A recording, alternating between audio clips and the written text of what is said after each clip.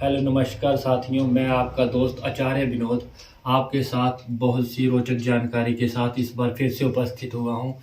इस बार बात करेंगे हम रुद्राक्ष के बारे में। रुद्राक्ष 14 प्रकार के होते हैं। रुद्राक्ष का जन्म भोलेनाथ के आंसुओं से हुआ था। रुद्राक्ष होते हैं, हमारे ग्रंथों में, हमारे पुराणों में ये कहा गया है कि जितना बारीक रुद्राक्ष होगा, जितना छोटा रुद्राक्ष होगा, उतनी उसकी महत्वता ज़्यादा होगी। ये मेरे हाथ में पंचमुखी रुद्राक्ष है। जब भी आप रुद्राक्ष की माला अगर आप गले में धारण करते हो तो आपकी ज़िंदगी के सारे विकार खत्म हो जाते हैं। आपके पास कोई नेगेटिव एनर्जी नहीं आती। रुद्राक्ष की माला अगर 1008 मनकों की माला अगर आप गले में धारण करते हो और उसका जाप करते हो तो आपके सारे कार्य संपूर्ण होते हैं। रुद्र प्लस अंश, रुद्रांश, रुद्र के ही अंश की महानता है इसकी। ये रुद्राक्ष आप शिवलिंग के ऊपर चढ़ा सकते हो। रुद्राक्ष आप गले में डालोगे तो आपके पास पॉजिटिव विचार आएंगे। जब भी रुद्राक्ष की माला आप गले में धारण करो तो कुछ चीज़ों का ध्यान रखें। रुद्राक्ष जब भी आप जहाँ से भी लोगे, ये कौन कौन से रास्ते से ट्रांसपोर्ट होके आया है, इसके साथ कौन कौन सी नेगेटिव एनर्जीज जुड़ी है, इसके बारे में किसी को पता नहीं है। मैं आपको एक तरीका बताने जा रहा हूँ। आप उस तरीके का पालन करके रुद्राक्ष माला को ग्रहण कर सकते हैं। रुद्राक्ष माला को ग्रहण करते समय इस बात का ध्यान रखें कि इसमें से सारी नेगेटिव एनर्जी को ख़त्म कर लेना सबसे इम्पोर्टेंट है। आप क्या कीजिए, आप सबसे पहले एक बोल में चावल लीजिए। चावल जो अक्षत होते हैं ये नेगेटिव एनर्जी को ख़त्म कर देते हैं। आप एक कटोरे में चावल लीजिए और इसमें रुद्राक्ष की माला को नीचे डालिए। रुद्राक्ष की माला को डाल के एक पूर्ण तरह ढक देना है। रुद्राक्ष की माला को आप अक्षत के बीच में डाल के पूरी तरह से ढक देंगे कि आपकी रुद्राक्ष की माला दिखाई ना दे।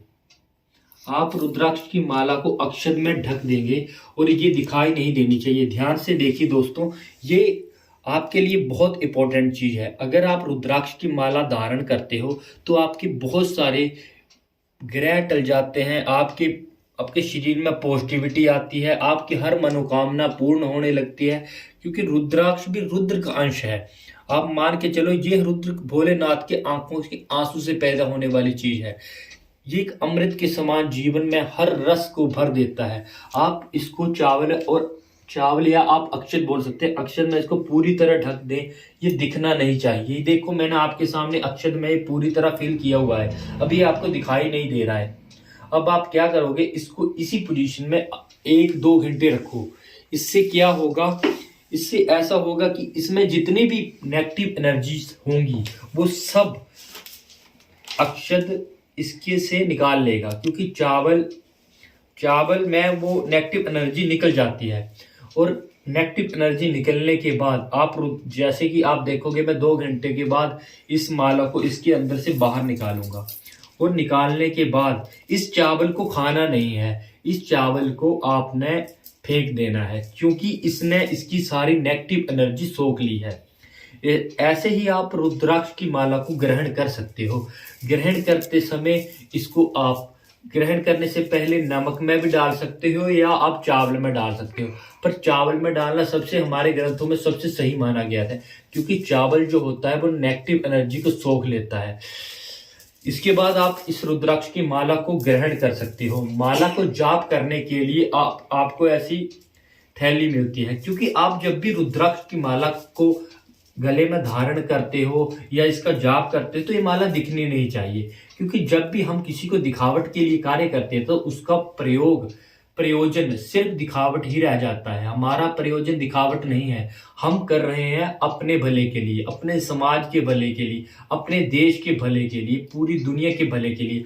अगर कोई भले के उद्देश्य के लिए काम किया जाता है तो उसमें छल कपट और दिखावा नहीं होता। इसलिए मेरा सभी से अनुरोध है, अगर आप कोई भी धार्मिक काम करते हो या कोई भी ऐसा भजन कीर्तन करते हो तो आप लोगों को दिखाने के लिए ना करें। आप इस तरीके से कीजिए ताकि उसका आपको फल मिल सके। दिखावट का मतलब फल नहीं होता।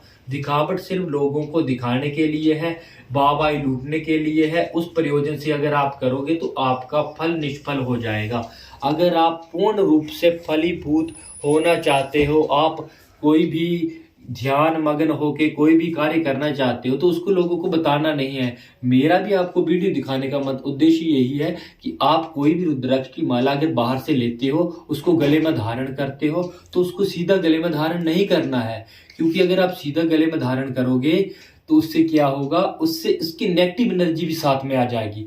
आपने कभी भी रुद्राक्ष की माला अगर गले में धारण करनी है तो भक्तों, प्रिय साथियों, उसके लिए सबसे इम्पोर्टेंट है कि आप उसको पहले चावल में रखें, उसके बाद ही आप 2 घंटे बाद गले में धारण कीजिए। ऐसी ही रोचक चीज़ों को, ज्ञान के चीज़ों और ज्ञान वर्धक बातें सीखने के लिए मेरे चैनल को लाइक और सब्सक्राइब कीजिए। धन्यवाद साथियों, धन्यवाद।